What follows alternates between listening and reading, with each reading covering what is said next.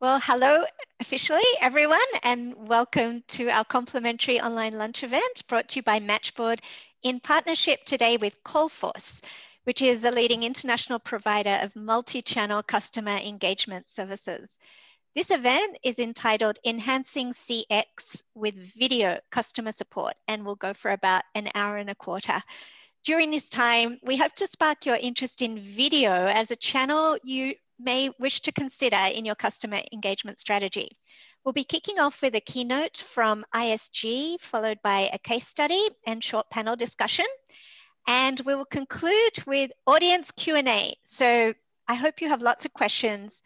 Think of them as we go along and add them to the chat room, or at the end of the session, you can turn on your camera and voice and ask them directly. And very important, we will be giving away a bottle of champagne at the end to the person who asked the most interesting audience question as judged by our esteemed sponsor in Candice at Callforce. So I'm Sharon Melamed, Managing Director of Matchboard, and I'll introduce our first speaker in a moment. Just before I do, and while we're waiting just for a couple more, let's run through some quick housekeeping. Firstly, we're recording this event. Secondly, if you have internet issues, you can dial in with the phone number and passcode in the invitation. Finally, can I just ask that everyone stay on mute until question time to prevent noise for the speakers. So now to our guest speaker, Jared McGill. Jared is a director at global consulting firm ISG. He specializes in leading outsourcing, offshoring, and global business services engagements for large organizations. Jared has significant experience in the contact center domain, helping clients deliver breakthrough customer and agent experience by effectively working with third-party service providers. Over to you, Jared. All right, thanks, Sharon. Hi, everyone. Great to be here. So hopefully sharing you some insights today on video from a customer support perspective. So I think the first qualification is it's a very nascent area, but a very interesting area. And I expect the market landscape to evolve. Like many things relating to new technology, I'm expecting the adoption of video to increase. Okay. From talking to clients in the market, it's quite interesting at the moment. We hear a lot of terms like the war for the desktop. Companies like Salesforce fighting for agents' desktops. Competing with NICE and Genesys and Verint. It's a very dynamic space. I think we've got a war for the interaction channel. So many ways businesses can interact with their customers. It's exploding. So here I just talk about some of the interaction channels that we're seeing, and this is creating a lot of contention in the market around which is the best way to interact with your customer base. It's expensive to have every interaction channel. And I think there's a lot of debate going on around, well, is it cost? Do we want to force people into asynchronous messaging? Or for different types of interactions, is higher touch required? And I think, the list on the right here is sort of sequenced in terms of, the amount of engagement and touch from sort of face-to-face, which is ideal for high touch interpersonal communication, down to asynchronous messaging. And I've slotted in video, both live and recorded, as sort of the next best thing next to face-to-face. And I think that's an important theme as we go through the discussions today.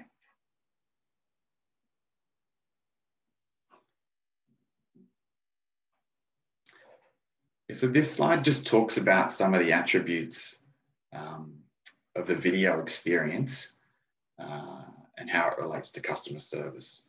So it's real-time and synchronous. It's personalized and allows for high EQ interactions.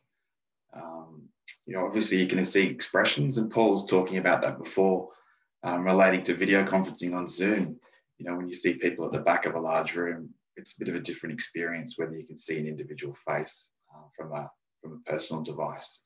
I think that's what we're talking about here.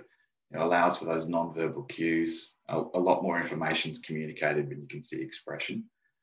You know, video can be one way or two way, so it doesn't need to be either or. You know, the old adage, a picture's worth 1,000 words. So not only can you see faces, but you can also see objects and physical environments through video. And, you know, aesthetics is obviously important and can impact consumer behavior in a sales conversation, as it would in a face-to-face interaction. And you know, new ways of interactions can be done through video, like screen sharing and show me applications. And I think it's, you know, as I said in the first slide, it's as good as or near as close to a bricks and mortar experience for service transactions. Obviously, you know, in a retail experience, there's the physical object, but here I think it's the next best thing.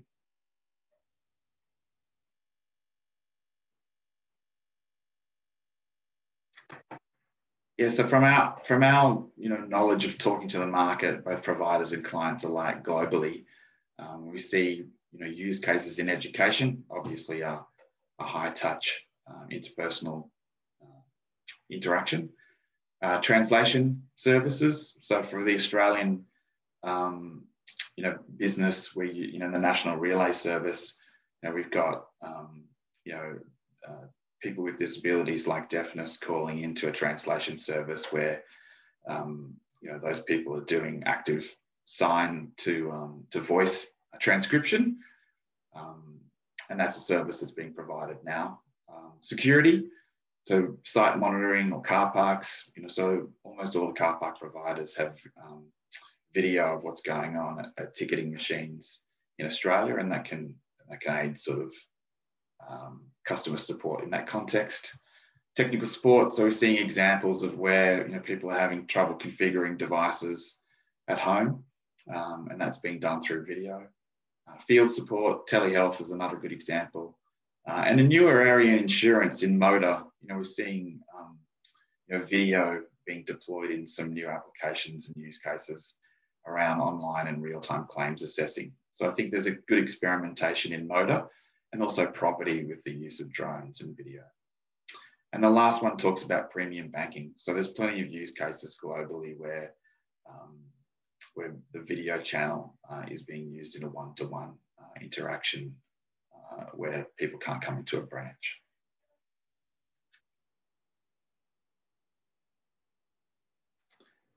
Yeah, so this slide talks about, well, what are the change vectors driving video adoption? So, you know, familiarity with video conferencing, you know, that's obviously being precipitated by the pandemic, working from home. A lot of B2C organizations like banks are looking at their branch footprint and trying to collapse and consolidate. Smartphone pervasiveness, you know, I think every smartphone's got a camera and people are used to using those FaceTime, you know, Google Duo or WhatsApp video calls. Network infrastructure is obviously improving all the time, and you know, very few people have problems with bandwidth, either mobile or at home these days. And also app functionality. So we're seeing that as a vector for controlling conversations in a secure environment, particularly relevant for financial services. I know a few of you are from that sector. So yeah, predictions, it's available now. I think consumers require education and behavioural reinforcement. We need to incentivize change, but I think there's an opportunity in each sector for a first mover advantage and some experimentation. So the way that this will grow in adoption is through test and learn, pilots, and proof of concepts. And it's not just a single point solution. It needs to be integrated with all of the other interaction channels, and you know, looking at CX as a whole holistically.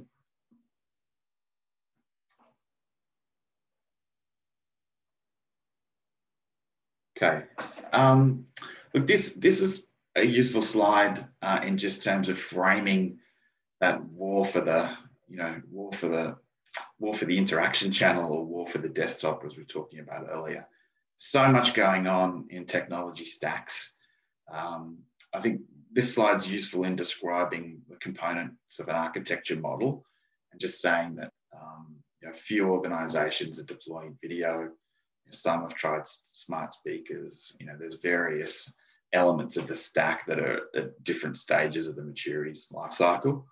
And I think the key takeaway is all of you should have a view on architecture and thinking about where, bang for buck, where do you want to operate to drive a differentiated customer experience that drives, high CSAT.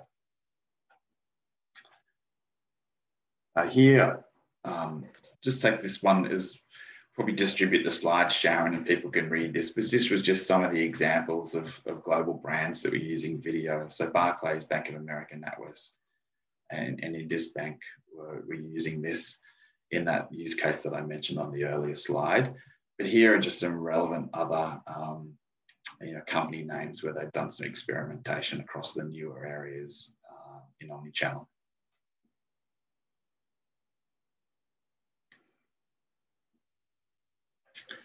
So, one of the parts of ISG is our research ability. Our research functionality. We survey globally the contact center providers. Regularly, we come up with magic quadrants. We recommend providers in terms of their capabilities and global footprint. So this just a couple of sound bites from our recent provider lens research, where we've seen an increase in usage of video. So 40 to 50% of all the providers we surveyed were increasing video as an interaction channel. And in terms of strategic priorities for their development roadmaps in terms of products and services, half of them were stating that video was a high or very high priority.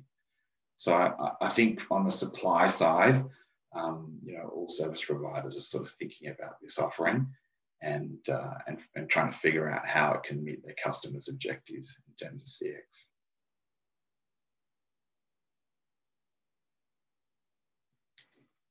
So Sharon, I've raced through my slides in record time. I'm running a little ahead of schedule. I might hand it back to you. Sure. Thank you so much, Jared. They're very rich insights, and as Jared said, we can provide a copy of the slide deck to anybody interested later. But for now, I'm going to introduce our second speaker. It's my great pleasure to introduce Candice Roberts, CEO and founder of Callforce. As I mentioned earlier, Callforce is a contact center outsourcing company headquartered in South Africa. And so it's actually 3 a.m. where Candice is right now. So round of applause. And Candice and her company Callforce are really a CX visionary when it comes to the deployment of video as a channel. And that's why she is speaking to us today. In 2020, Callforce won the Excellence category for Outstanding Delivery by Service Provider in the prestigious ISG Paragon Awards. Candice will present now a case study on the use of video customer engagement in the education sector. So over to you, Candice.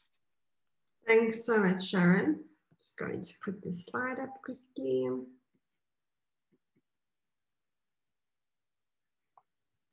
There we go. All right, so thanks so much for that introduction, Sharon. Firstly, I just want to make sure everyone can see my screen. Hear me clearly. Just waiting for you to confirm. Yes. All right. All good. Okay, wonderful. Thank you. So, yeah, I'm very excited to be able to share this unique case study with you today. And, you know, it's a very interesting one in the education sector, and I think gives an excellent example of how video customer support can be used to, you know, deliver an excellent CSAT score. So just the story of how it began. As Sharon said, Callforce provide contact center services from South Africa, delivering into many countries around the world. And in 2014, we were approached by one of China's largest online learning companies to teach English into China, Japan, and Taiwan over live video streaming. So, I mean, this was highly unusual, never really been done before out of South Africa or anywhere else that we really knew of. And, you know, but an exciting opportunity to build something unique. It started with a small pilot of 5 agents and has grown to 1,200 agents in peak months over the Chinese sort of summer. It operates 18 hours a day, 7 days a week, and 365 days a year. Just doesn't stop. If you worked with the Chinese, you know, their desire to learn and develop themselves is significant. And if they have a holiday, they'll be doing more sessions and more learning. What's very interesting about the case study is that we deliver the service over 3 different channels simultaneously, that being video, voice, and live chat. So it's quite a complex solution. The additional complexity also sits in that you're servicing more than one client, you know, simultaneously. So anywhere from 1 up to 6 clients, and all of this while you're ensuring that you're delivering a world-class service. So if we cast our minds back to 2014, you can only imagine if video is an emerging trend now, that, you know, this was a new, a new operation and something that was first of its kind for both EdTech and video.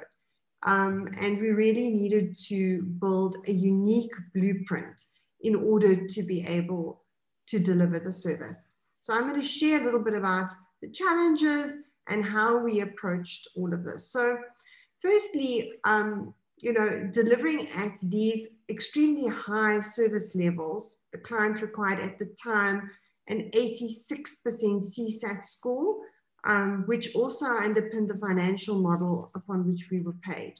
So, you know, we actually have built over time and increased that to deliver at 97% using this primarily video as the channel, but with a 99% or 99.7% schedule adherence. So there's just no compromise as to whether you are there on time and delivering the service, and with exact precision timing around when sessions start and when they end and how that time is managed.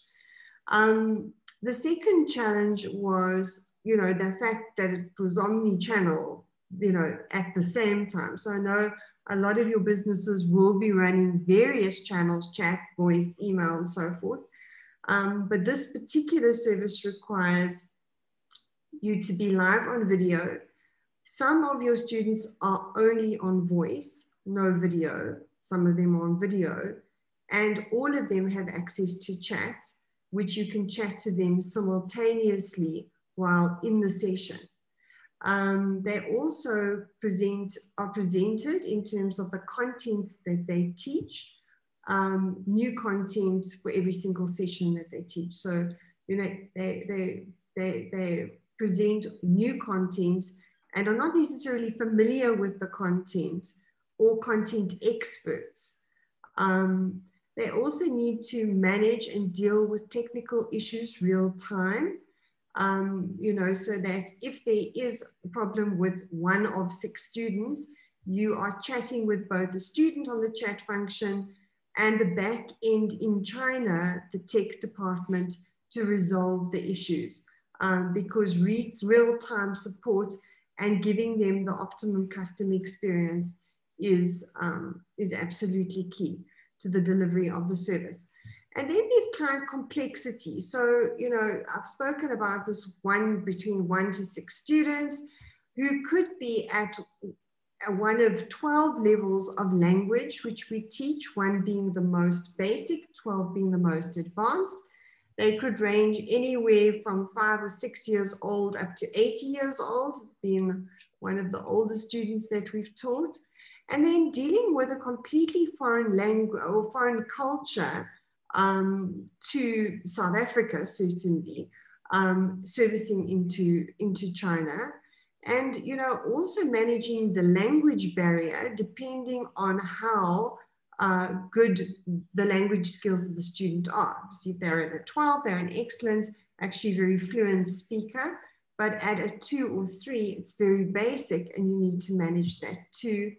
I've mentioned content, but also shifts. Night shifts were, we run 24-hour operations, so it wasn't the fact that they shifts, but there's different requirements to be able to manage the center at night, which I'll go into in a little bit more detail.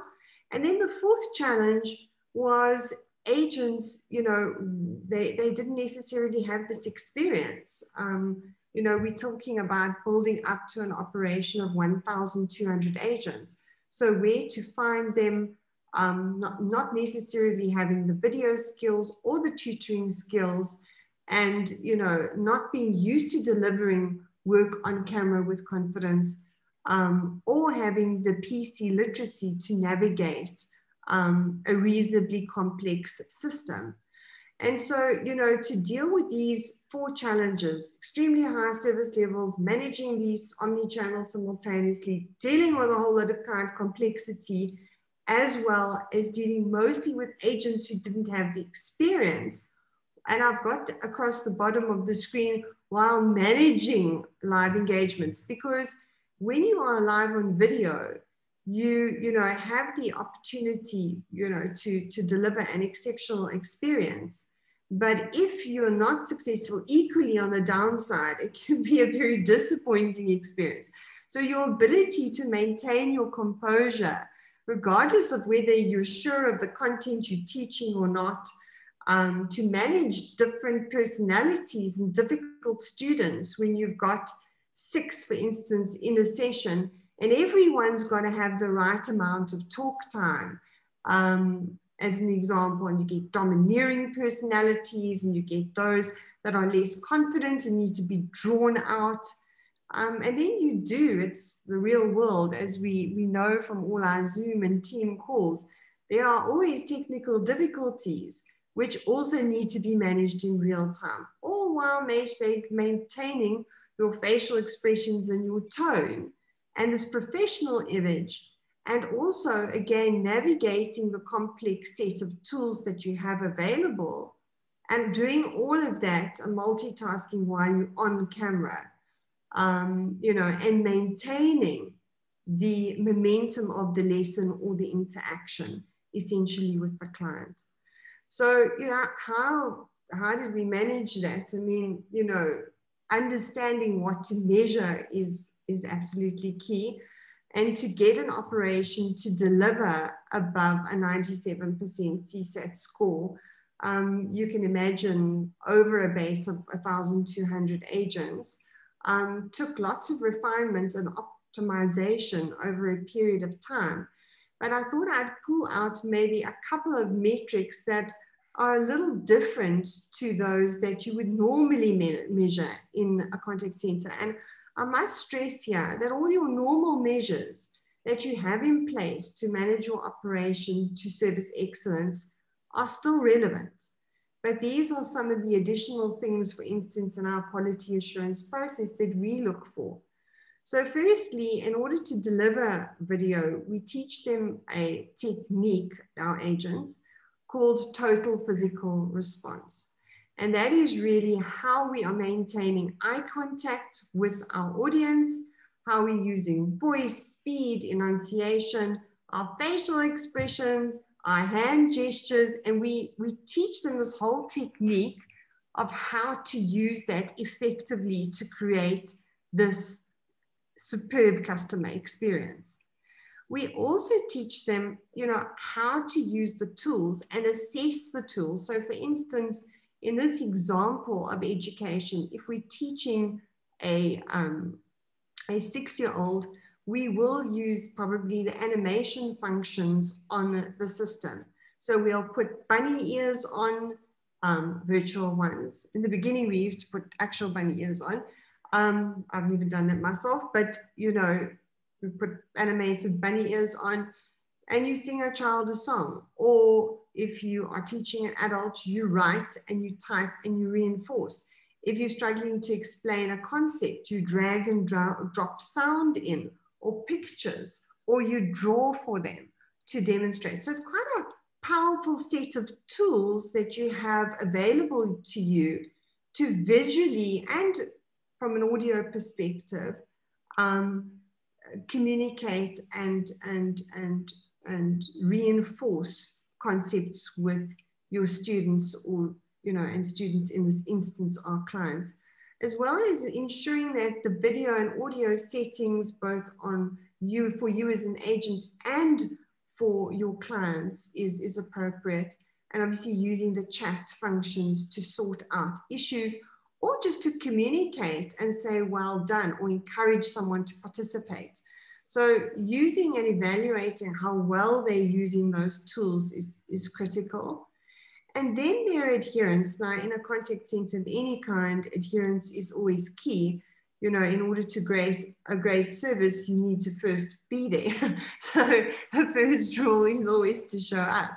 But in this instance, to make sure that they are logged in 3 minutes before, deliver the sessions at the precise delivery time, not pending 1 minute earlier, 1 minute late. If you're contracted to deliver 25 minutes, it needs to end at the 25-minute mark on time exactly, ensuring that there is at least 50% talk time with your customer, because they are learning to speak English or practicing their English skills. And so they need to be able to have that time to practice, and you need to balance the lesson out, as well as ensuring that all your progress reports are out and that your lesson prep is done in a very short time. Often if we're teaching 25-minute slots, that will be 25 minutes, 5 minutes break, and another 25 minutes, 5 minutes break, 25 minutes. So, your ability, and every class is different content, every class is different students of varying ages. So, you can just imagine the complexity of all of that. But measuring and managing some of these components is critical, especially over video, to achieve the required result. So the absolute first step was ensuring that we had the right agent profile. And this later on became very important when we would get to our summer ramp periods, and sometimes have to ramp up to by 500 agents in a 4-week period, including training, to deal with the summer volumes. We then also had to ensure that we were empowering agents to deliver at this world-class level. And we really developed a unique incubation model, again, over a 4-week period, to ensure that we empowered them with the right skills to deliver video and this particular service. And then it came to focusing on optimizing the operation and dealing with really swift change management. Again, working with the Chinese, it's a highly competitive market. They bring out, new system changes, new product services with very, very little forewarning. You'll get 24 hours, it's top secret, and then, you go live. And, so your ability to prepare your agents for that change is absolutely key. And, having the technical infrastructure on a large scale operation like this to ensure that you are below that 0.3% downtime. And downtime just doesn't mean technical downtime. Downtime means just not delivering a session at all. So it would include technical downtime. And then, it was focusing on how to scale an operation of this nature. And over times when we were growing, the most, we would be growing by 20% month on month, while steadily increasing the CSAT score, which is the primary performance measure of the service. And I think, the end result to that, and we're going to talk a little bit more about the how, was that, you know, we achieved 90% CSAT score and 98% of our agents performing in the top 2 performance brackets. So, you know, this is a little bit about that blueprint and how we achieved that. So the key here is really how are we delivering this high performance culture that drives through a video channel that delivers this. So I'm going to focus on the parts that are a little different to your traditional contact center and more relevant to video specifically. And so the first part is the recruitment process. So firstly, finding that right person to sit in that seat to deliver this service is absolutely key, because it's complex and it's not the right job for everyone. Then there's the training and QA process around equipping them with the skill they need. And then the third part is benchmarking and optimizing that performance as these agents hone their new skill and you learn more about your operation. So for us, that was really absolutely key. And then there's the physical infrastructure that is required to ensure supreme service. If you have degradation of quality on a voice call, it's a very different experience to having degradation of quality on a video call. And it really does hamper the ability for you to deliver this excellent, you know, this exceptional service. And that last part is, you know, the key there is creating that high performance culture. And a big component of what we did was incentivize our staff heavily around the CSAT score and the service delivery, and then helping them with all these other parts to ensure they could deliver at these exceptional levels. So the first part was the recruitment process. I mean, where do you start finding people who've really cast your mind back to 2014, who had never done this job before and had to be top performers? So at that time had to deliver at an 86% CSAT score. And, you know, so the first thing was how to really profile that individual. Especially if experience wasn't at that time going to be your primary criteria. So, you know, we looked for things like your video ability, your online video presence, how comfortable you are communicating on that medium. You are teaching English, so it's non-negotiable that you have superb command of the English language, both written verbally and an understanding of English because it's a subject you're teaching. And excellent PC literacy and skills to be able to navigate the complex systems, which are user-friendly, but they are complex. And the more things we have to think about and consider, the more it you know, deteriorates or our ability to focus on delivering this exceptional service on such a complex campaign. So, you know, those were some of the things that we decided were imperative. We then customized the recruitment processes to include things like video assessments and video role plays, which play a major component of the evaluation process. And the sort of third thing was really key, and it might seem like a small thing on this page, but making sure you have strict management against those criteria, that you are only bringing in the absolute best to be able to deliver the service. And then the fourth, which is quite unique, we incorporated the training. The first 3 days of training actually became the final component of our recruitment process, because that in essence gave agents the opportunity to understand if they would feel comfortable and settle into this role, as much as it gave us the opportunity to evaluate if they would be a good fit for this video-based role. And that's worked extremely well for us, you know, to the point that about 95% of agents going into that initial process now do graduate into the fuller training process. But over time, it really helped us to refine the recruitment process and the profile. And then, you know, moving into this incubation phase was really key. So, you know, teaching people how to deliver video is very different to teaching them how to deliver voice. They do need very different skills. So we developed customized material. We put it into an online learning system, which again is very visual. You can see an example of it down here, including lots of video and lots of examples of how to deliver the service, and a lot of focus on who are we as Callforce and what do we do? What is this campaign about? Who is the client? What is critical to them?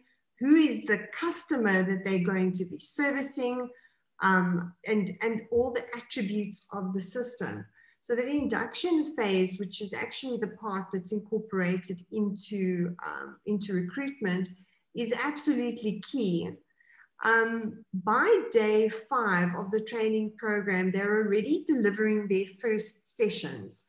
And at this stage, they now start to move into the full 4-week incubation process, where it's just a complete rotation of coaching and retraining and refining and honing their skills with, you know, slowly accelerated sessions that we do. And, you know, and then that coaching and mentoring in the first sort of 3 months, and then their development thereafter. And it, you know, it is a constant development process. I mean, to this point, this incubation process is so effective that, you know, in more recent times, sort of new graduates coming out of that 4-week process are achieving a 93% CSAT score already. So you can understand that all our learnings are really built into both the recruitment process and the training process, and then obviously into the evaluation process. So, you know, I've sort of touched on the Canberra Confidence, this total physical response, a blended learning approach where we can give them content that they can watch on their own, read on their own, but spend our physical time really more coaching and managing and encouraging them to be able to do well. And also a very strong focus on peer-to-peer learning, because as the operation grows, and especially at such a fast pace, you've always got new agents coming into the mix. And, you know, part of the most effective way to upskill them is through peer-to-peer learning. So I'm just going to touch very briefly on benchmarking. We believe that driving performance relates to obviously incentivizing on the one hand, but also empowering agents with understanding where they are performing and how well they are performing. And when it comes to video, this is key because you are empowering them with a new skill that they don't necessarily have. And, you know, if you say, this is my 1,000th lesson or my 10,000th lesson, it's going to be very different to the first lesson that you deliver. But you need to understand how to optimize your performance all the time so that you get yourself into those top 3 or top 2 performance categories. And then we have the infrastructure and equipment, which is so vital. So, you know, high and, you know, good bandwidth into your operations is absolutely critical.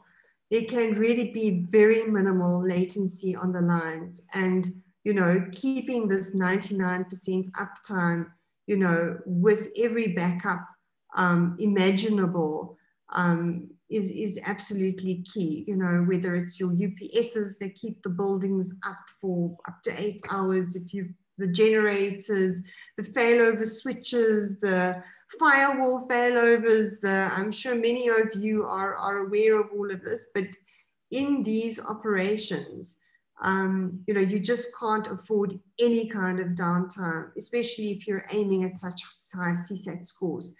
And then the physical infrastructure. So you can see in some of these pictures that the environment looks a little different to your traditional contact center.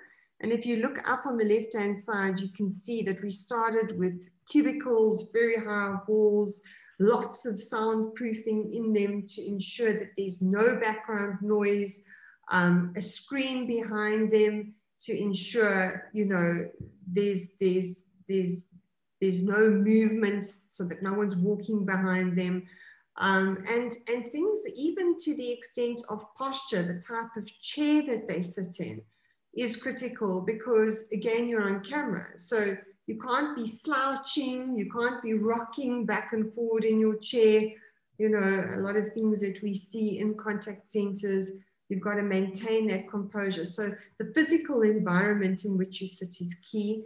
And the equipment in terms of the headsets and so forth needs to really be A grade to ensure that there's no background noise, that the perception is that you're on your own and you're a professional teacher teaching this person. And that's something to also remember, that in this process is that the Chinese hold educators in very high esteem.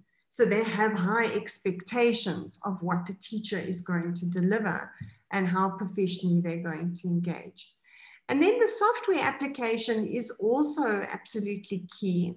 You know, you want to be working with software that doesn't use too much bandwidth. Obviously, you need, if you're doing volume of 1,200 agents, you need large bandwidth. But you need to work with technology that doesn't use high volumes of bandwidth.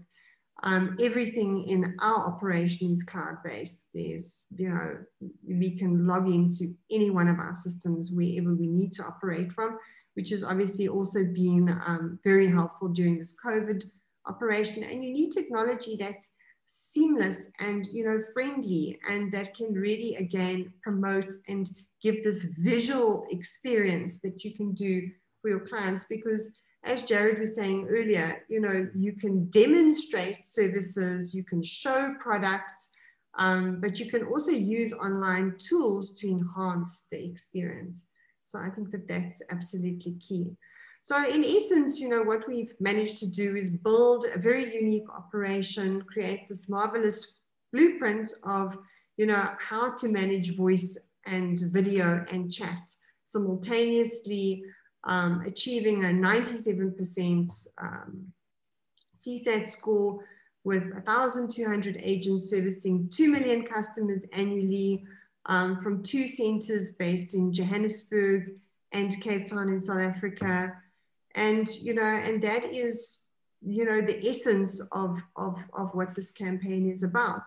And I know that some of you from the education sector, but I know that there's also many that are not in the education sector. And all I can tell you is, you know, what we've learned in terms of this campaign is as applicable to whether you are delivering support in banking and some form of financial services, insurance, or online education. You know, the principles of how you conduct yourself on video, the technology that you use, the infrastructure and setup that you have is all key. So this slide is really just the intent to say we have written a white paper on video-based services. And this is just a snippet out of it. And we're more than happy to share it with you. It's a very interesting piece of reading and really summarizes a lot of what I've said related to the case study, but in a more general version that can be utilized to support virtually any business. So I hope you enjoyed that share, and, you know, I hope to see many of you embracing video as an alternative channel in the months and years to come. When you've worked with video, it's such a powerful channel, and you can achieve so much more in terms of engaging with your customers, but it's not the right channel for every kind of engagement. And we need to be smart about where we drive our customers to create the most interactive experience that we can provide depending on what type of work we're doing. Thanks, Sharon. Thank you so much, Candice, and congratulations to deliver those CSAT scores at scale with such complexity. It's quite remarkable as a case study there. So now what we're going to do is just a very quick panel discussion before we move into audience questions. So please feel free to drop your questions in the chat room, or you can ask them directly just by turning off mute after we've done the panel. So my first question for our panelists, and we'll bring back Jared as well, is what is stopping more companies from taking advantage of this opportunity with video, given all the benefits you outlined? Candice, perhaps you could address this one first. Sure. I think there are primarily potentially two. I think that the perception is that voice is more expensive to deliver, or maybe three.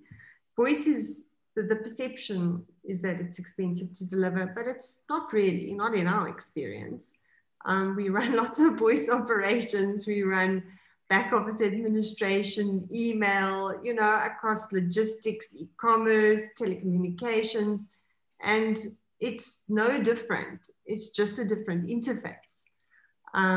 You know, and, you know, once you've got the bandwidth, you've got the bandwidth, you deliver all your services over it. So, you know, so that for me is a little bit of a fallacy, but the perception I have is that, you know, that is key.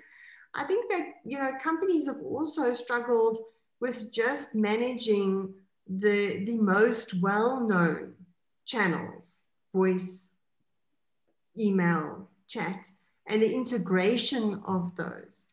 And again, video sounds very complex. And adding that onto what you're already trying to refine, you know, I think is challenging. But the third part is that I don't believe that until COVID, many of us maybe in the sort of more professional world that have that you know, didn't grow up with smartphones, or, you know, we are still getting used to, the decision makers, in other words, you know, are still getting used to, have been trying to get used to video. This post-COVID, and I say post-COVID since it began, has also changed that. I mean, we're now very comfortably communicating on video, where probably 2-3 years ago we weren't. And I think that could be said the same for our customers. But also the younger generation are 100% comfortable with FaceTime or whatever else whatever other medium you want to communicate with them. So I believe that it will change, and it has its appropriate place to be deployed as part of a CX strategy.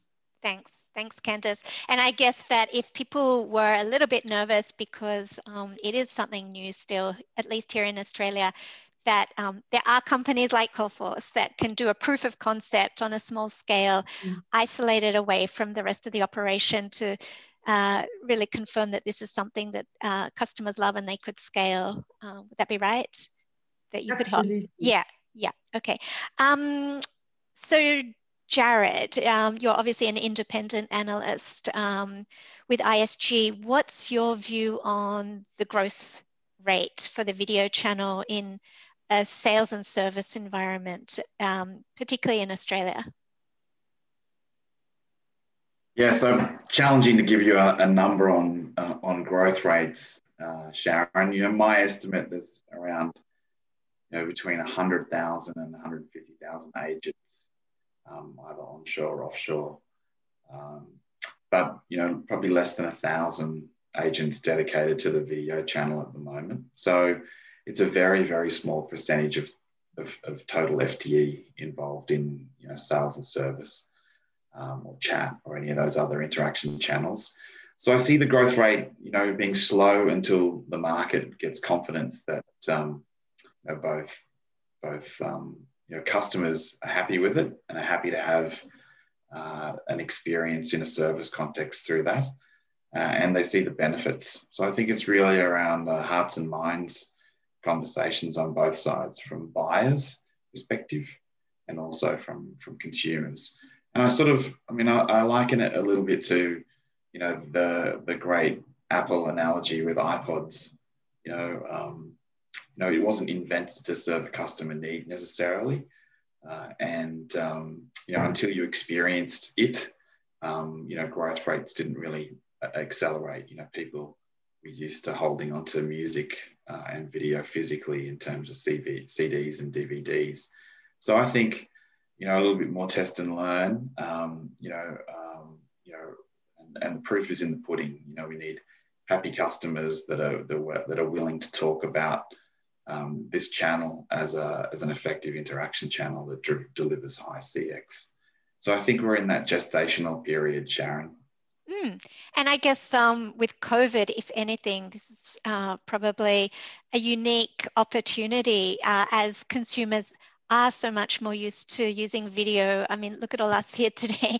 Everyone's going on webinars, Zoom meetings every day in office. So I guess it's potentially now or never. I mean, the market is ripe for video engagement. So it'll be so interesting to watch. With the actual use cases, obviously you've outlined the education one, Candice, but if you had to call out a few other obvious use cases that you see as having potential to sort of really boom this year, what would be your prediction? If you could just go off mute. Yeah. Yes, no problem.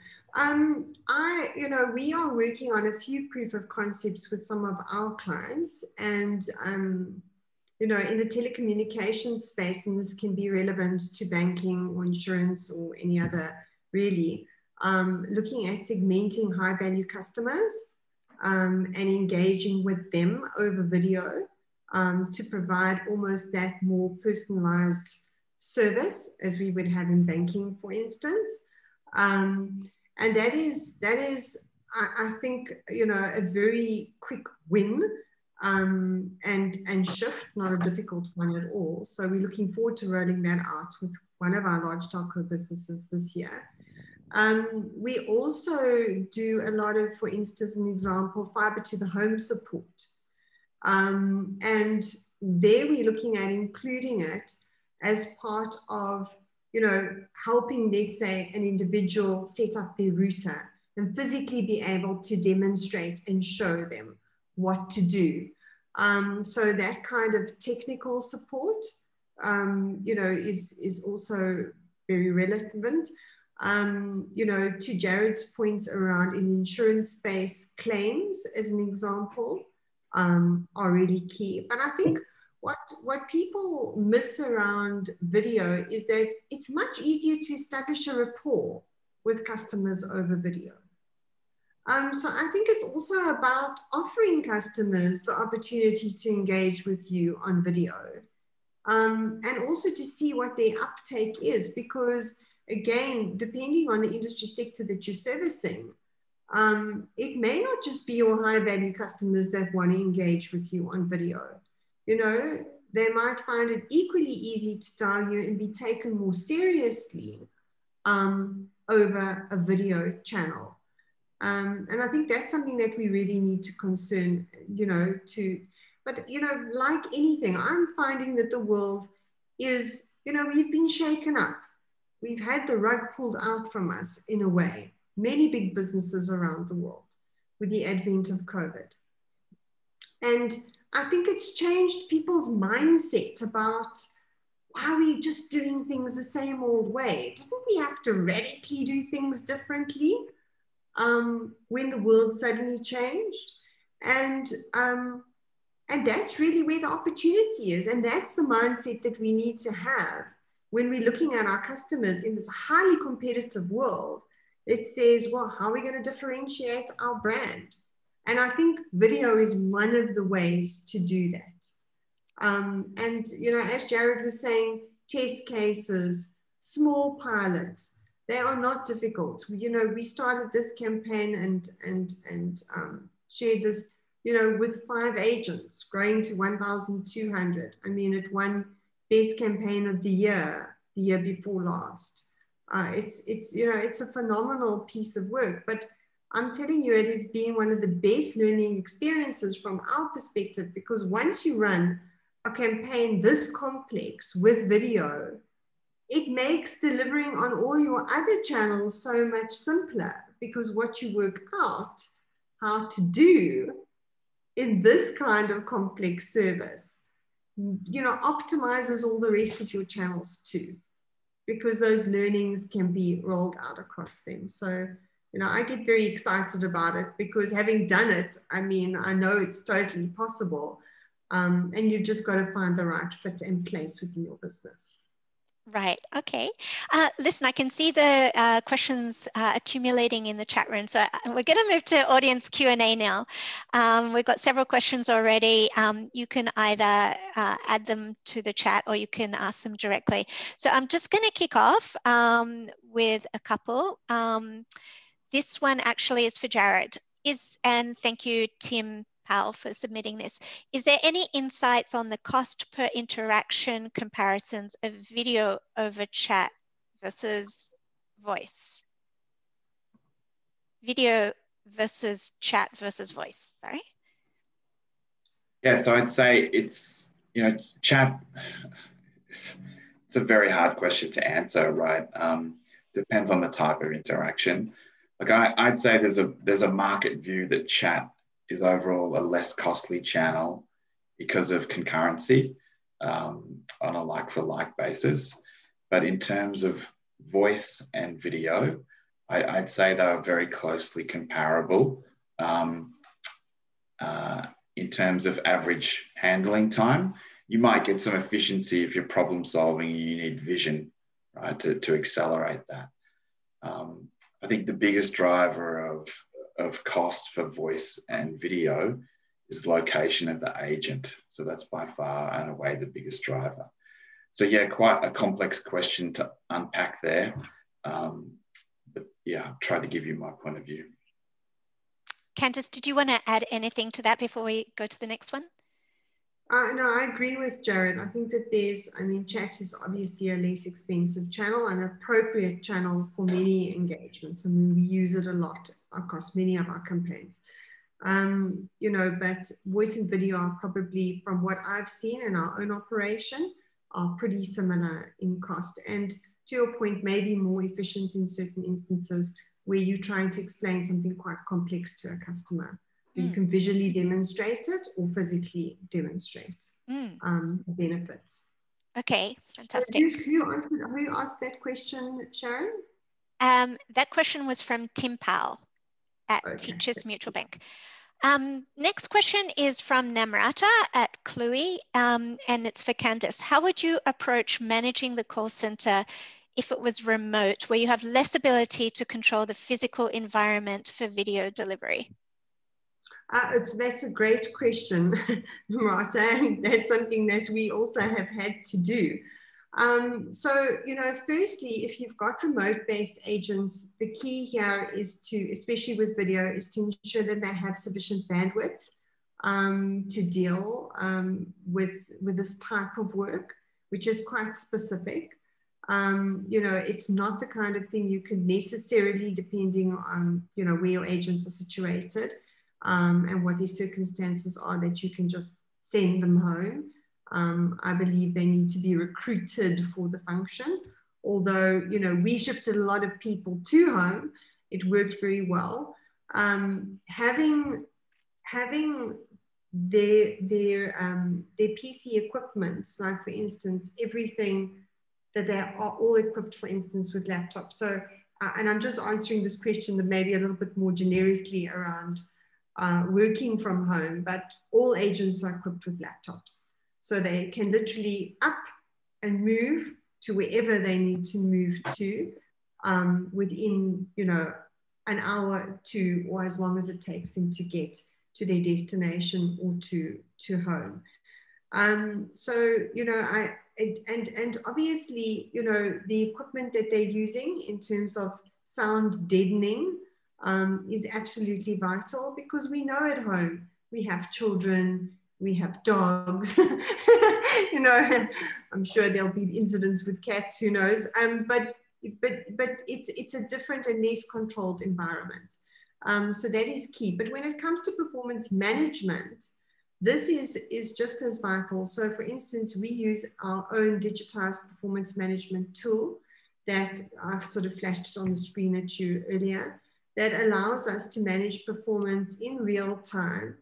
And the agent can monitor where they are, because again, the more remote a person is, the better you need to equip them and the better you need to communicate with them in order to drive the experience. What we found is newer people need to be in our offices or centers. They need to be managed and incubated and graduate into remote working. Okay, thank you. This is a fascinating question from Jeff. On the employee side, is there data on employee satisfaction? Are video agents typically more or less engaged than traditional contact center agents? Is there any difference in pay for video agents? It's a very good question. So I'll answer the best I can based on my insights. I believe that video agents are much more, from what I've seen, are happier because they get to see and engage with their customer, and and it's generally a more positive engagement if they are equipped to do what they need to do well. You can generally calm a customer down better when you're engaging and looking at them.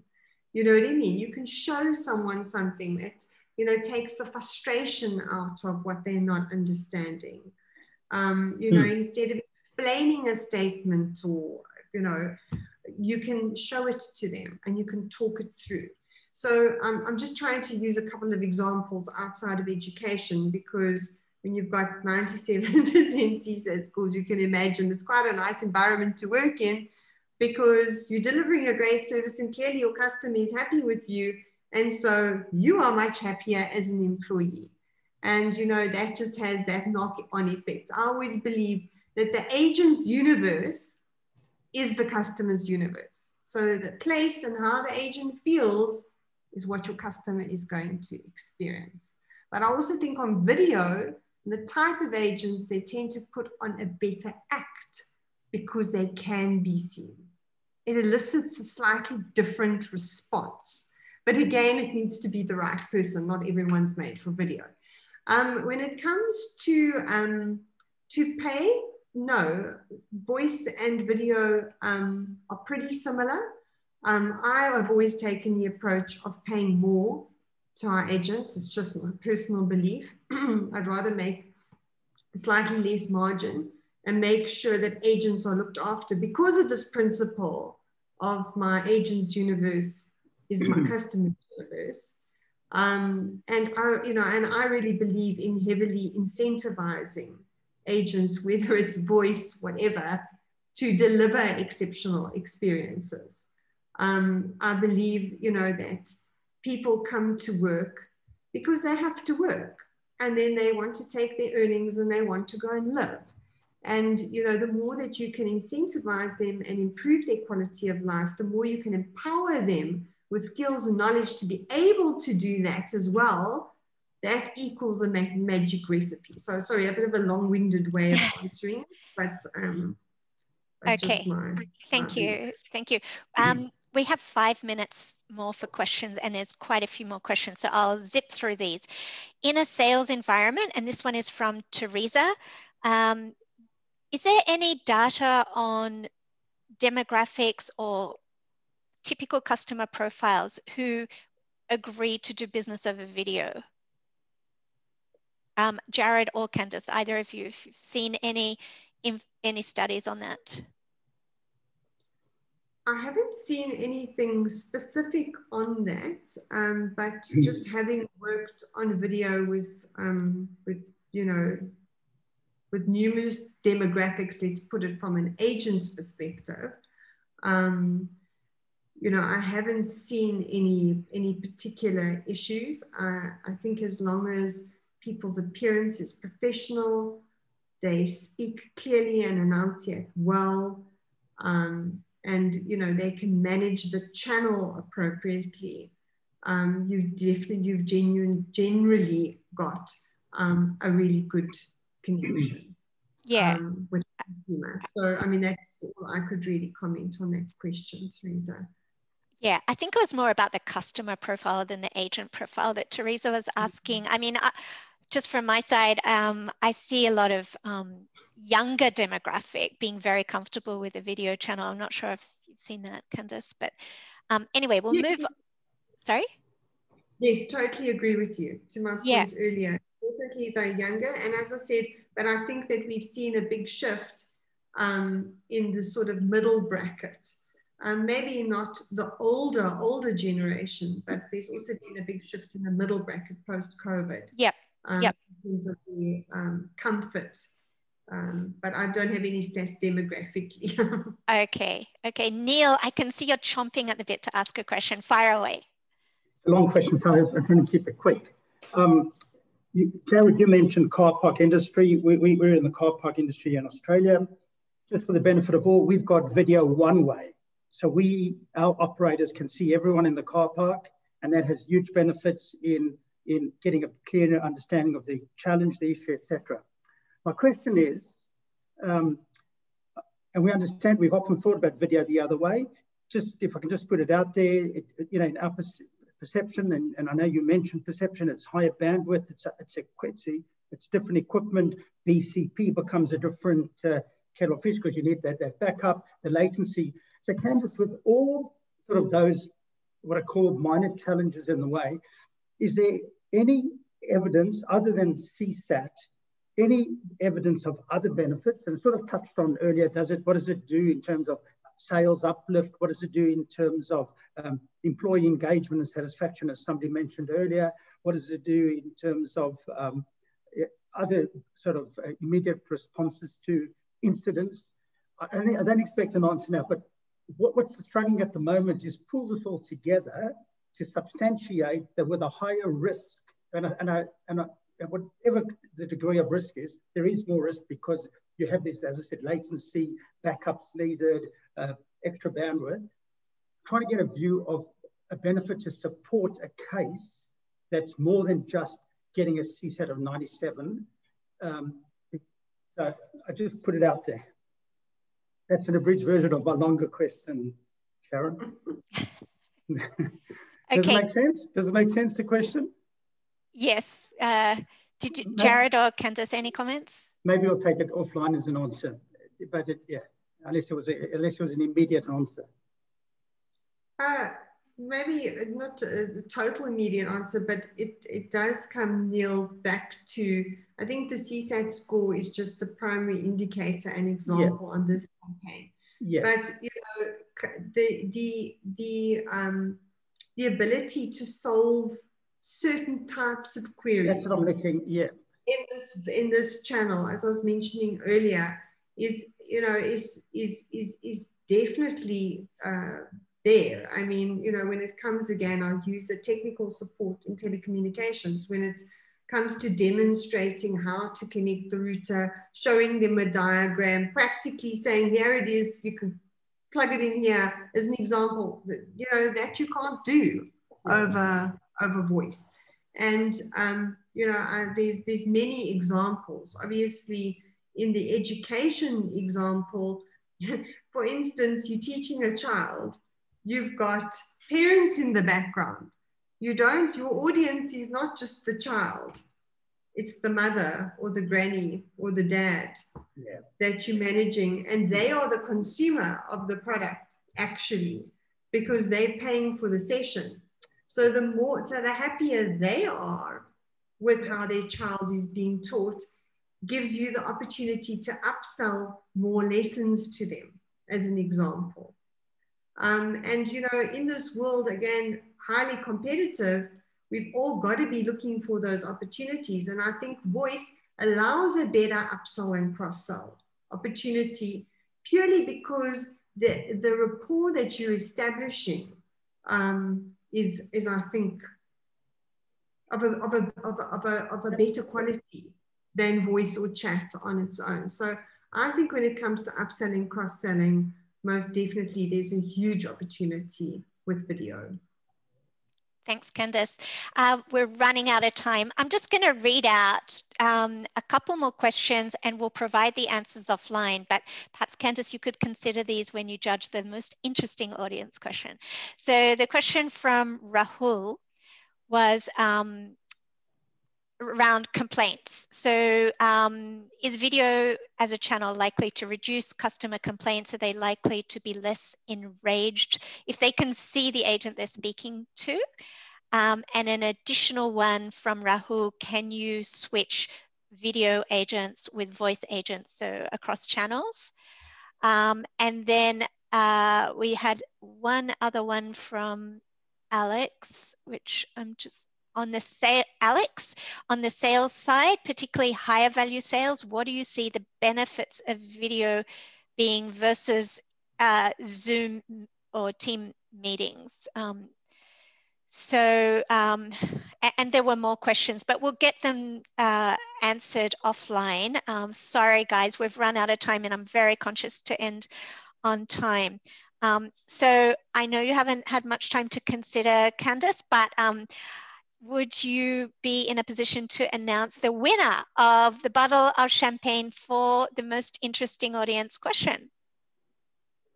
I think it is our first question, Tim, on costs, because at the end of the day, we're all commercial businesses and we need to drive it, you know, and for me, I think it's the biggest fallacy that there's a huge cost differential. So I think, yeah, first question out, and it hit the nail on the head for me. And I think it's something that we should all go and consider very carefully, because it may open up opportunities in terms of thinking around video in your organization. So, Tim, okay, yes. Congrats, Tim. We'll deliver you the bubbles very shortly after this event. Before I close the event, I just wanted to invite Gopal Garg, who is Callforce's representative here on the ground in Australia, to let us know if you're interested in this whole idea of video for your customer experience strategy, what can you do as next steps? So Gopal, could I ask you to just wrap up? Just take yourself off mute.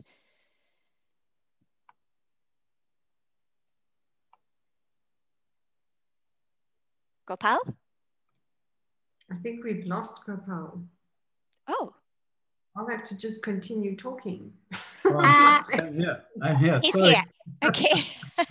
Sorry, I'm just juggling between the questions and writing that down so that I can answer it properly later. So that's fine. No, sorry for a couple of minutes late. So thanks, Sharon. And I must say thanks, Jared, for sharing insight. Thank you, Candice, for a very successful and extraordinary example of a EdTech case study, which is iTutor. So hello, everyone. I know it's a very conscious of time. We have 3 minutes left. So my name is Gopal Garg. On behalf of Callforce, I'd love to continue the dialogue with any one of you who would be interested in exploring further on the CX. There are a few suggestions I can put that as a next action. What I'll do is I'll send you the copy of the white paper, which is titled as Video Customer Support, a Trending Emerging Trend. That is one. So what happens, as I think Neil was mentioning about what are the other metrics available apart from the customer set. I think that particular white paper gives you a lot of information in respect of financial companies or banking companies, insurance companies, how they have achieved not only the CSAT, but also in terms of revenue, which talks about the ROI. So I'll share with you that. And also I will like to mention that in this particular paper, as everybody is talking about CSAT, so what we have seen that video customer support has about 73% customer satisfaction level as compared to the other two channels, which is email 61%, and also on the phone is 44%. That is one thing. And second action I can think of taking is that I will share the recording of this session with everyone. And I invite all of you to please share with your interested colleagues to bring them on this journey. The third thing which I wanted to mention that we are very open for any suggestion. And also if you feel that you're convinced with the benefits of video and would like to start this journey and how to get started, please book a session with us and we'll explore with you the video CX proof of concept. And we are happy to align with you and your requirement. And of course, if you have any question, there's a details below, contact details. You please get in touch with me or Candace.